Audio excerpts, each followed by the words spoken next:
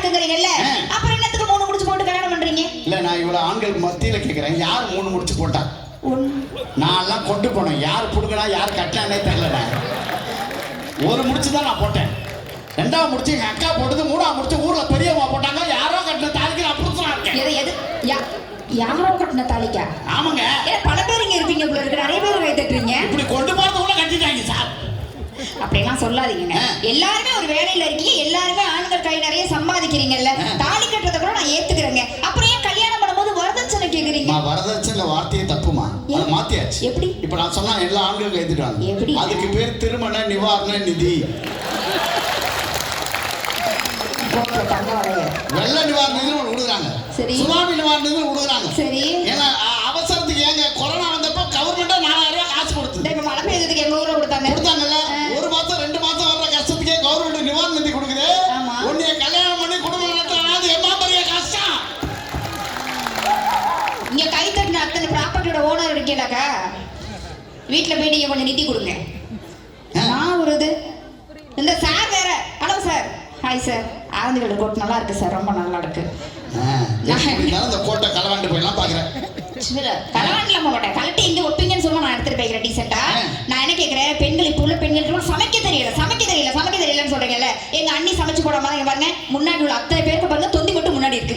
சாருக்கே பாருங்க 2 கிலோமீட்டர் முன்னாடி இருக்கு, அவர் அடையாளம் என்னன்னா தொந்தி கிண்டில இருக்கு. அம்மா இதை மட்டும் தப்பா சொல்லாத, ஏன் தொப்பையை தப்பா பேச. ஏன்? இது வந்து சாதாரண இல்ல, பெண்கள் மாசமா இருப்பாங்க, ஆண்கள் வருஷமா இருப்பாங்க. எது எத்தனை வருஷமா? 10 மாசம் சுமக்கிறேன், 10 மாசம் சுமக்கிறேன் சொல்றீங்களா, 15 வருஷமா சுமக்கிறேன். எந்த ஆம்பளையா சொல்லிருக்காங்க? இதுல எவ்வளவு நன்மை இருக்கு தெரியுமா? தொப்பையில என்ன நன்மை? குப்புற விழுந்தா மூக்கு இடிக்காது. என் புள்ள இப்படி ஏறி இப்படி சரக்க ஏத்தாக்கா இறக்கலக்கா. அது மாதிரி சொல்லாதீங்க. இங்க பெண்கள் எத்தனை பேர் இருக்கீங்க? பெண்கள் மட்டும் அப்படியே கை தட்டுங்க பாப்போம். பெண்கள் மட்டும் ப்ளீஸ், பரவாயில்ல, இவ்வளவு பேர் இருக்காங்கல்ல. பெண்கள் என்ன பகலனா கை தட்டுங்க, ஆம்பளலாம் ஏங்க போட்டீங்க வெளிய பாருங்க. ஏய் அப்பா, என்னைக்கு இருந்தா நாங்க தான் கிங்கி. யார் மாமா? அதயா நான் மாப்பிள்ளனா ஒரு மாமா. அப்பெல்லாம் கேட்க 6 மணிக்கு மேல 9 மணிக்கு மேல கடை சாத்திடுவாங்க. இவர் கபடு எங்க ஊர்ல 10 மணி வரைக்கும் உண்டு. நான் என்ன கேக்குறேன், இங்க இத்தனை பெண்கள் வந்திருக்காங்கல்ல, இவ்வளவு பெண்கள் இங்க வந்திருக்காங்க அப்படிங்கிறதுக்காக உங்களுக்கு என்ன வேலை வெட்டி இல்லையா? பெண்கள் இவ்வளவு பொறுப்பானவங்க தெரியுமா? மேடம் இப்ப நான் சொல்றது சரியா இருந்தா பெண்கள் எல்லாம் கை தட்டுங்க மேடம், சரியா? ஒரு பெண்ணும் ஆமையும் ஒண்ணு தெரியுமா? எப்படி? ஆமை பாருங்க அவ்வளவு பெரிய ஓட்ட சுமந்துட்டு தண்ணியில விட்டாலும் நீந்திட்டு இருக்கும், தரையில விட்டாலும் மேந்திட்டு இருக்கும்ல.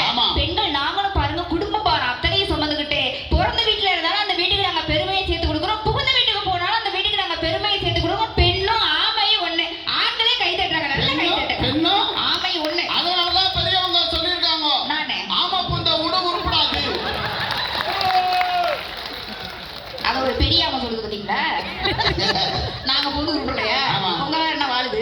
இந்த மேடையை போட்டது ஆம்பளை, சரி, இந்த லைட்டை கட்டது ஆம்பளை, சரி, தம்பி